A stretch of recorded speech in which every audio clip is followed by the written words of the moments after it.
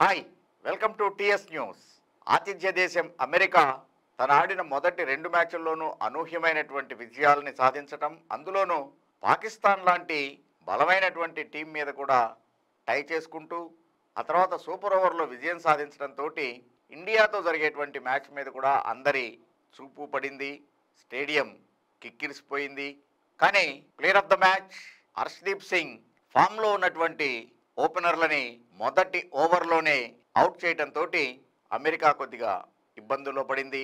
మధ్య మధ్యలో కొద్దిగా భాగస్వామ్యాల్ని నమోదు చేసేటువంటి ప్రయత్నం చేసినా కూడా ఎవరూ ఎక్కువసేపు క్రీజులో నిలబడలేకపోయారు.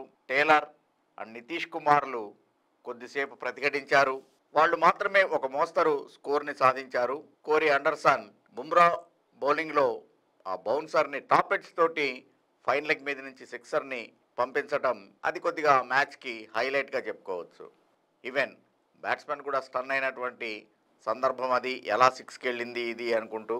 ఓవరాల్గా 110 runs on the board. Harshdeep Singh అద్భుతమైనటువంటి బౌలింగ్ ప్రదర్శన. నిన్న 4 ఓవర్స్లో 4 వికెట్స్ సాధించాడు. అంతేకాదు కేవలం 9 రన్స్ మాత్రమే కన్సీడ్ చేయడం అనేటువంటిది ఇక్కడ ప్రత్యేకంగా చెప్పుకోవాలి. అందుకే of course undoubtedly he was the player of the match. Pandya మొదటి 3 మ్యాచ్ల్లో కూడా చక్కగా రాణిస్తూ ఉన్నాడు. వికెట్లని సాధిస్తూ ఉన్నాడు. నిన్న కూడా 2 కీలకమైనటువంటి వికెట్లని సాధించాడు. అక్షర్ పటేల్ తన ఖాతాలో కూడా వికెట్ని వేసుకున్నాడు. కాకపోతే స్ట్రైక్ బౌలర్ బుమ్రాని అమెరికన్ బ్యాటర్లో ఆడినటువంటి విధానం మాత్రం మెచ్చుకొని తీరాలి. వికెట్ ఇవ్వకూడదు అనే ఉద్దేశంతో చాలా జాగ్రత్తగా ఆడారు. దాంతో బుమ్రా వికెట్లెస్. అంతకుముందు పాకిస్తాన్ నడ్డి విరిచినటువంటి బుమ్రాకి మాత్రం యుఎస్ఏ బ్యాటర్లు వికెట్ ఇవ్వలేదు. సిరాజ్ కూడా వికెట్లెస్గానే ఉన్నాడు. But both of them bowled very very economically.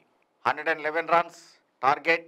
ఒక రకంగా బ్యాట్స్మెన్కి సింహస్వప్నంలా ఉన్నటువంటి ఆ వికెట్ మీద మొదట్లో కనుక వికెట్లు కోల్పోయేట్లయితే ఖచ్చితంగానే పిచ్ నుంచి వస్తున్నటువంటి సహకారాన్ని ఉపయోగించుకుంటూ బౌలర్లు చెలరేగుతారు అనేటువంటిది గత మ్యాచ్ల్లో కూడా ప్రూవ్ అయినటువంటిదే. For that matter even USA batting అప్పుడు కూడా అదే కనబడింది. నేత్రవల్కర్ విరాట్ కోహ్లీని అతను ఎదుర్కొన్నటువంటి ఫస్ట్ బాల్ ఇన్నింగ్స్ సెకండ్ బాల్కే అవుట్ చేయటం, హెవీ స్వింగింగ్ డెలివరీ, మరొకసారి ఆఫ్ స్టంప్కి అవతలగా వెళ్తున్నటువంటి దాన్ని చేసేటువంటి పాత లక్షణాన్ని మళ్ళా తిరిగి పుచ్చుకున్నాడా అన్నట్టుగా ఆ బాల్ని చేస్తూ వికెట్ కీపర్కి క్యాచ్ ఇచ్చి అవుట్ అయ్యాడు విరాట్ కోహ్లీ. తన కెరియర్లోనే T20 వరల్డ్ కప్లో ఫస్ట్ బాల్కి డక్అవుట్ అవడం అనేటువంటిది నిన్న యుఎస్ఏతో జరిగినటువంటి మ్యాచ్లోనే సంభవించింది. మరొక వైపు రోహిత్ శర్మ పాకిస్తాన్తో జరిగిన మ్యాచ్లో ఏ రకమైనటువంటి షాట్ ఆడి అవుట్ అయ్యాడో షహీన్ షా అఫ్రిదీకి, నిన్న కూడా మోరార్లెస్ same kind of shot try చేశాడు. లీవింగ్ ఎడ్జ్ అక్కడ హర్మీత్ సింగ్ చక్కటి క్యాచ్. దాంతో 10 రన్స్కే 2 వికెట్లని కోల్పోయింది ఇండియా. రిషబ్ పంత్ కొంతసేపు ధాటిగా ఆడేటువంటి ప్రయత్నం, 20 బాల్స్లో 18 రన్స్. అతని వికెట్ కూడా కోల్పోయిన తర్వాత 39 for 3 at that point of time. ఈ సిరీస్లో అంతగా ఫామ్లో లేనటువంటి సూర్యకుమార్ యాదవ్, శివం దూబే ఎలా ఆడతారు అనేటువంటి భయం అభిమానుల్లో.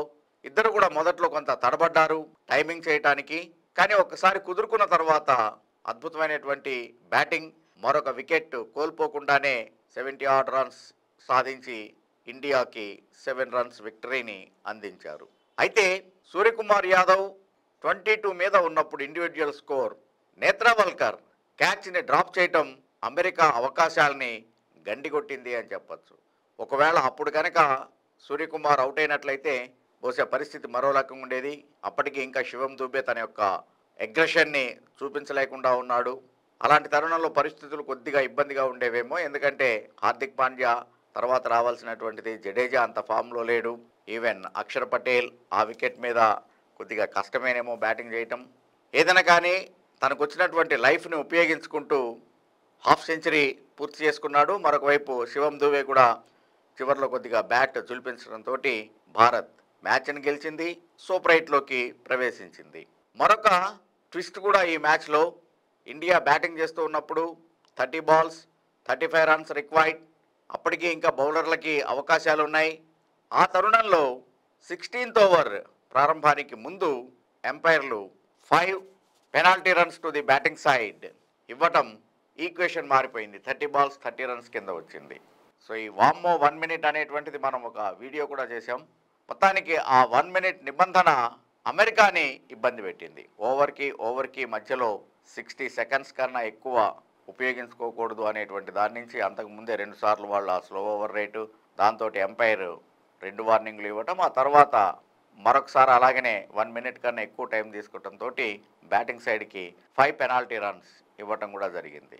బహుశా ఐసీసీకి, టెక్నికల్ కమిటీకి కెప్టెన్లు అందరూ కూడా వీటి మీద ఒక రిపోర్ట్ ఇచ్చేటువంటి అవకాశం ఉంది. వాళ్ళు ఏ రకమైనటువంటి ఒత్తిడిని ఎదుర్కొంటున్నారు దీంట్లో అనేటువంటిది. సో దాని మీద ఏమైనా ఐసీసీ ఆలోచన చేస్తుందేమో ఫ్యూచర్లో. బట్ ఇప్పటికైతే మాత్రం ఆ నిబంధనకి బలైనటువంటిది అమెరికా ఇంకొక మ్యాచ్ ఆడాలి, అది కూడా ఐర్లాండ్ తోటి. సో ఇప్పటికీ వాళ్ళ యొక్క సూపర్ 8 అవకాశాలు చాలా పదిలంగానే ఉన్నాయి. రన్ రేట్ కూడా వాళ్ళది ప్లస్, సో కాబట్టి ఇబ్బంది పడాల్సినటువంటి పని లేదు. కానీ ఒకవేళ ఐర్లాండ్తో మ్యాచ్ని ఘోరంగా ఓడిపోతే మాత్రం పాకిస్తాన్కి అవకాశాలు ఎక్కువ ఉంటాయి. సో పాకిస్తాన్ అదే కోరుకుంటూ ఉంది, సూపర్ 8కి రావాలి అంటే అమెరికా అడ్డు తొలగాలి అనేటువంటిది. మొత్తానికి కొన్ని పసికోనలు అనుకున్నటువంటి జట్లు అనూహ్యమైనటువంటి విజయాలు సాధించి పెద్ద టీములకి షాక్ ఇవ్వటం, ఈవెన్ ఆఫ్ఘనిస్తాన్ న్యూజిలాండ్కి షాక్ ఇచ్చినటువంటి విధానం కావచ్చు, లేకపోతే అమెరికా పాకిస్తాన్కి షాక్ ఇచ్చినటువంటి విధానం, ఈవెన్ వెస్టిండీస్ న్యూజిలాండ్ జట్ల మధ్య జరిగినటువంటి మ్యాచ్లో కూడా వెస్టిండీస్ 13 రన్స్ తోటి విక్టరీ సాధించడంతో ప్రస్తుతం న్యూజిలాండ్ యొక్క సూపర్ 8 అవకాశాలు కూడా దాదాపు సన్నగిల్లాయనే చెప్పచ్చు. Ongoing T20 world cup very interesting. Super 8కి ఎవరు చేరతారు అనేటువంటిది అటు ఆస్ట్రేలియా, ఇండియాని, అఫ్కోర్స్ వెస్టిండీస్, సౌత్ ఆఫ్రికా కూడా వచ్చింది. సో టాప్ 4 టీమ్స్ సూపర్ 8కి వచ్చే ప్రతి గ్రూప్ నుంచి టేబుల్ టాప్గా ఉన్నటువంటిది. సో సెకండ్ ప్లేస్ ఎవరు ఆక్యుపై చేస్తారనేటువంటిది ఇంట్రెస్టింగ్. ఎందుకంటే ఇంగ్లాండ్ కూడా ఇబ్బందుల్లోనే ఉంది. సూపర్ 8కి రావాలి అంటే కనుక మిగిలినటువంటి 2 మ్యాచ్లు గెలవాలి. సో ఇలాంటి ఈక్వేషన్స్ అన్నీ ఉన్నాయి. So anyway this world cup is very interesting. Thanks for watching TS news.